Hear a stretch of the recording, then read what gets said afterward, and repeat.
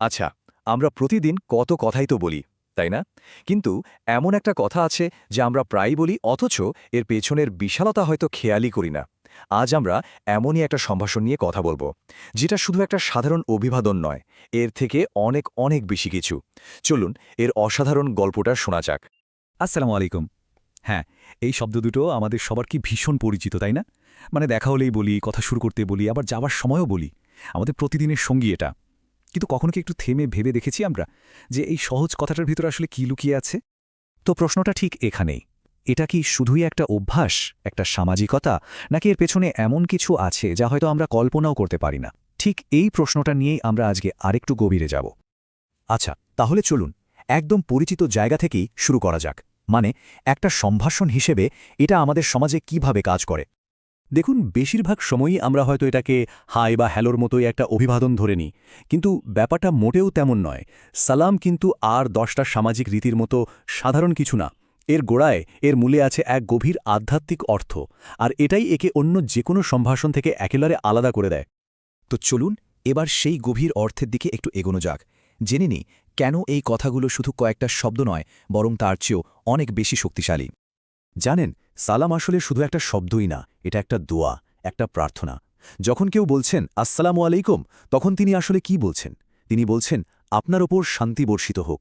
একবার ভাবুন তো, কি অসাধারণ একটা ব্যাপার! দেখা হওয়ার সাথে সাথেই আরেকজনের জন্য এত বড় একটা শুভকামনা। আর এই শান্তির দোয়াটা ছড়িয়ে দেওয়ার ব্যাপারটা কিন্তু খুবই গুরুত্বপূর্ণ।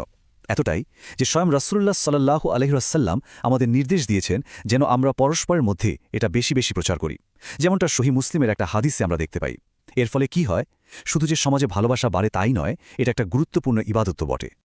আচ্ছা, এবার যে ব্যাপারটা নিয়ে কথা বলবো সেটা শুনলে সত্যি অবাক হতে হয়। মানে এত ছোট একটা কাজ, এত সহজ একটা আমল, এর জন্য এত বড় পুরস্কার কিভাবে সম্ভব?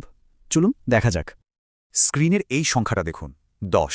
কি মনে হচ্ছে সালামের সাথে এই 10-এর সম্পর্কটা কি হতে পারে? কোনো আইডিয়া?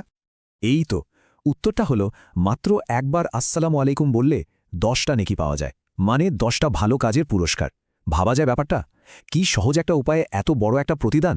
আর এখানেই শেষ না, কেউ যদি এর সাথে ওয়া রহমাতুল্লাহ যোগ করে তাহলে সেটা হয়ে যায় 20 নেকি।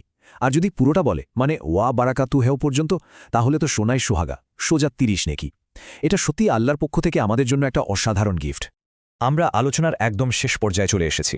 আর এই অংশটা এটা সালামের গুরুত্বকে এমন এক জায়গায় নিয়ে যাবে যা দুনিয়ার সব পুরস্কারের ঊর্ধ্বে। ব্যাপারটা হলো, সালাম কিন্তু শুধু এই দুনিয়ার সম্ভাষণ না, এটা জান্নাতেরও আনুষ্ঠানিক অভ্যর্থনা। ভাবুন তো একবার, যে কথাটা বলে আমরা এই পৃথিবীতে একে অপরকে শুভেচ্ছা জানাই, ঠিক সেই একই কথা বলে জান্নাতে আমাদের স্বাগত জানানো হবে। কি অসাধারণ একটা সংযোগ, তাই না? আর সবচেয়ে বড় কথা কি জানেন? এই সালামই হচ্ছে জান্নাতের দরজা খোলার চাবিকাঠি। মানে যে সম্ভাষণটা আমরা প্রতিদিন এত সাধারণভাবে ব্যবহার করি, সেটাই হলো সেই চিরস্থায়ী শান্তির জায়গায় ঢোকার প্রথম ধাপ। অবিশ্বাস্য। তো সবশেষে নিজেদের কাছে একটাই প্রশ্ন, আজ সারাদিনে এই জান্নাতের অভ্যর্থনাটা, এই সালামটা আমরা কতবার দিয়েছি? আশা করি আজকের আলোচনার পর আমরা সবাই বুঝতে পারলাম যে এত সহজ আর ছোট্ট একটা আমলের পুরস্কার আসলে কত বিশাল, আর এটাকে আমাদের জীবনের একটা অবিচ্ছেদ্য অংশ করে নেওয়াটা কতটা জরুরি।